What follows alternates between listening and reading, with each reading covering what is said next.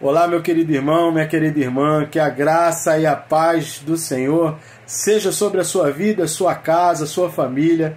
Este é o canal da Igreja Cristã Nova Vida em Praça Seca. Eu sou o diácono Iveson Macário e gostaria de compartilhar com você um texto da Palavra de Deus.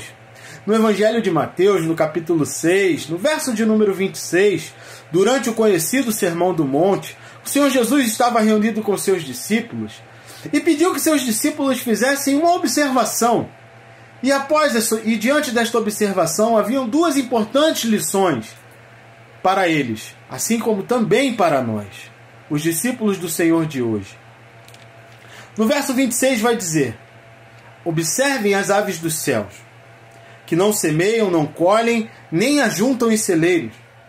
No entanto, o Pai de vocês que está no céu as sustenta.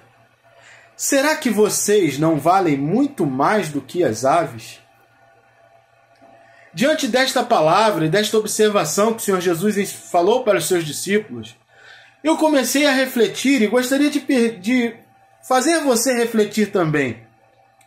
Quantas aves existem no nosso planeta? Você já parou para pensar nisso? Ou tentar mensurar o valor, a quantidade de aves? Nem o Google foi capaz de responder, irmãos. Eu tentei, mas não tinha uma resposta precisa.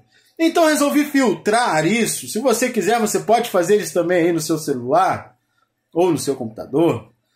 Eu fui para uma ave que faz parte do nosso cotidiano, é um alimento para nós importante, o frango, a galinha.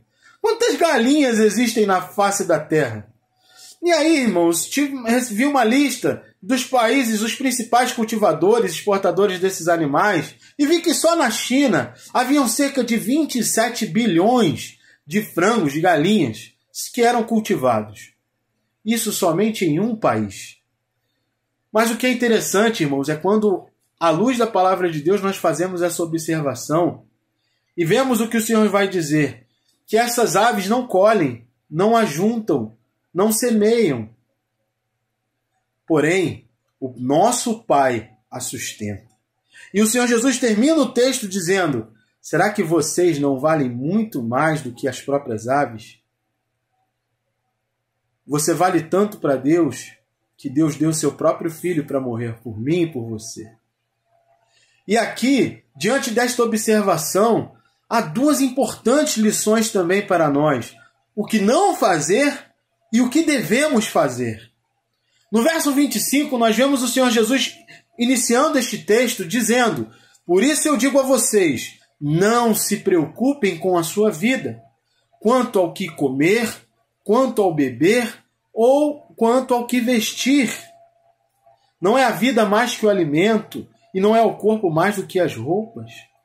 E interessante, irmãos, quando refletirmos sobre isso, sobre não nos preocuparmos, sobre não vivermos ansiosos. Um grande mal da nossa sociedade de hoje é a ansiedade.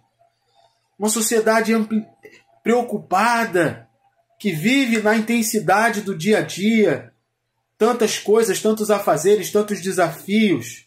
Mas o Senhor Jesus está disse para os seus discípulos lá na época, e diz para nós também neste dia: não se preocupe. Não se preocupe. Aquele que sustenta as aves é o mesmo que nos sustenta, e nós valemos para ele muito mais do que as próprias aves. E não devemos estar preocupados. O apóstolo Paulo e o apóstolo Pedro também vão vão amplificar essas palavras do Senhor Jesus.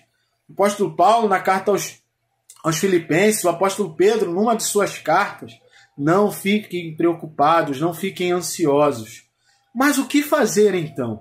Lá no verso 33 de Mateus 6, o Senhor Jesus vai dizer: busquem então em primeiro lugar o reino de Deus e a sua justiça, e todas estas coisas lhes serão acrescentadas.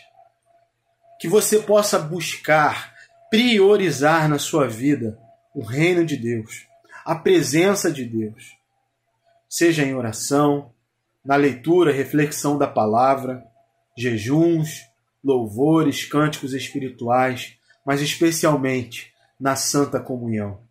Que você não deixe a comunhão dos santos, pois é neste lugar, é no lugar que Deus plantou, assim como o Senhor Jesus estava com os seus discípulos reunidos. É na comunhão que o Senhor ordena bênção e vida, como diz o Salmo 133. E que você priorize o reino de Deus, a sua justiça, a obediência à palavra de Deus. E tenha a certeza de que tudo aquilo que você precisa será acrescentado pelo Senhor. Pois Ele é o nosso Pai, Ele é o nosso provedor. Amém? Quero orar com você.